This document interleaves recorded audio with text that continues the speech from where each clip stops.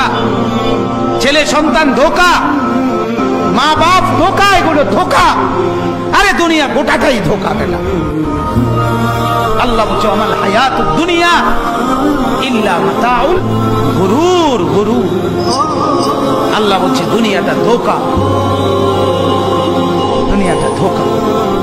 কামাই নাই, বাবার মুখে আর হাসি নাই। কামাই নাই, বিবির মুখে আর হাসি নাই। রোজগার নাই।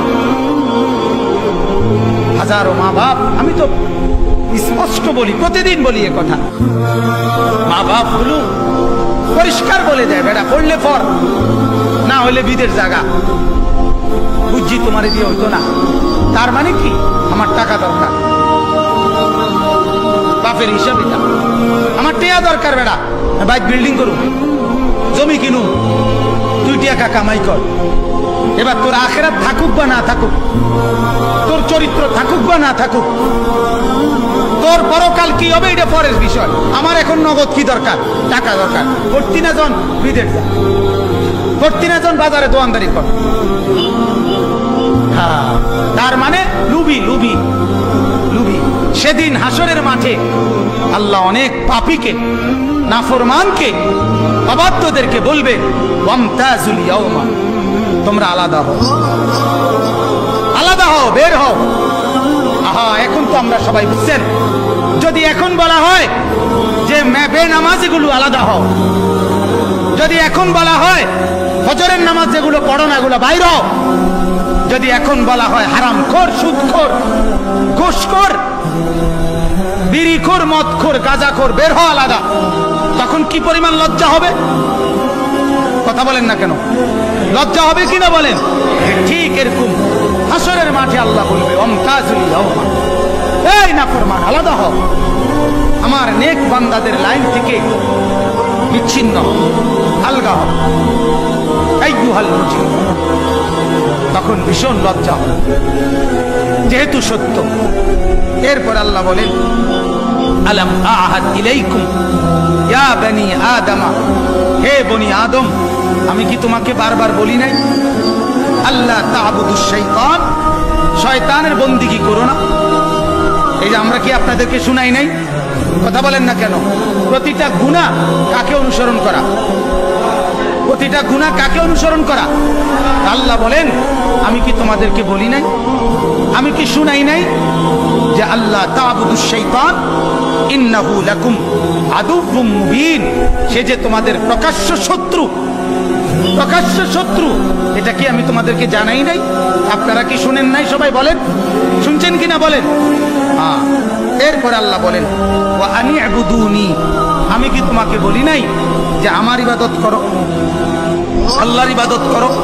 হাদা সিরাতুম মুস্তাকিম, এটাই তো সরল সঠিক পথ। অতএব আজকে যেহেতু আমার কথা পাত্তা দিলা না, হাদিহি জাহান্নাম ওয়ালাকাদ আদাল্লা মিনকুম জিবিল্লান কাসীরান আফালাম তাকুনু তাকিলুন।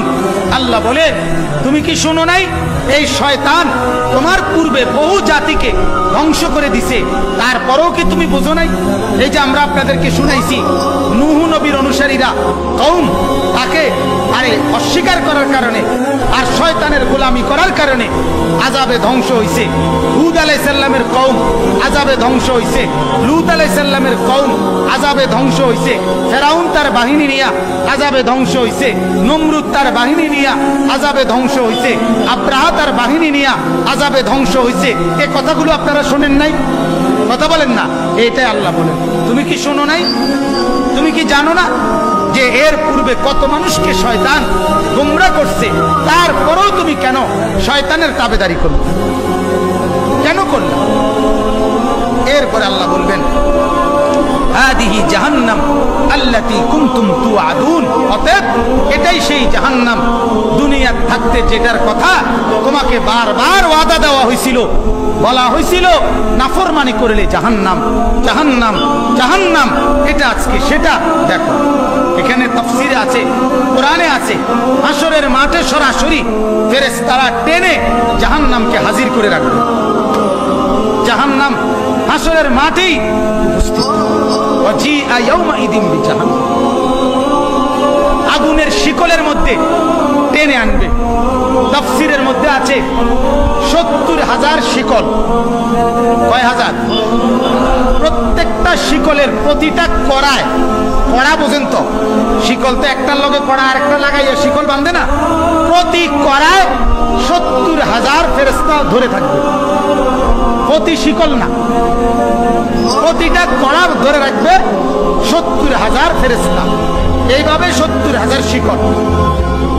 এই এত কোটি ফেরেশতা সর্বোচ্চ শক্তি দিয়ে ধরে রাখার পরেও জাহান্নাম তার বিকট চিৎকারে ওই ফেরেশতারা পর্যন্ত তাদের হাত থেকে ছুটে যেতে চাই।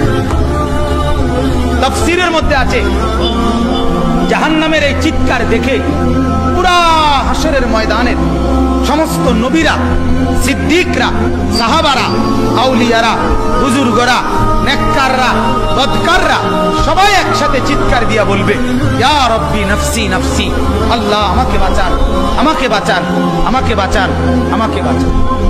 তাফসীরের মধ্যে আছে হযরত জিবরাইলের মতো ফেরেশতা, জিবরাইলের নাম শুনছেন না? এই হাশরের মাঠে জমিনের মধ্যে এভাবে থাপ্পড় দিয়া চিৎকার করে বলবে, ইয়া রব্বি সাল্লিম সাল্লিম, আল্লাহ আমি জিবরাইলকে বাঁচান, আমাকে বাঁচান, আমারই তো ভয় হচ্ছে না। কেমনে বললে বুঝবেন বাপ? তামাশার এই জিন্দেগি কখন ছাড়বেন? ফুর্তির এই জিন্দেগি কখন ছাড়বেন? কেন গুনাহ করছেন? কেন নিজেকে বরবাদ করছেন? কেন ছবি দেখছেন, নাটক দেখতেছেন, সিনেমা দেখতেছেন? ঘরগুলোতে টেলিভিশন কেন চালাচ্ছেন? মা আর বোনদেরকে কেন বেপরদা চলতে দিচ্ছেন? আহা, কত মুরব্বী, আমার মাঝে মাঝে আফসোস লাগে। 50, 60, 40, 50 বছরের বয়স্ক মানুষ এখনো বছরের পর বছর, মাসের পর মাস বিড়ি খায়, সিগারেট খায়। আহা, কি শক্ত, কি পরিমাণ শক্ত হারামি, শক্ত হারামি, শক্ত বুড়া, বড় হারামি বুড়া।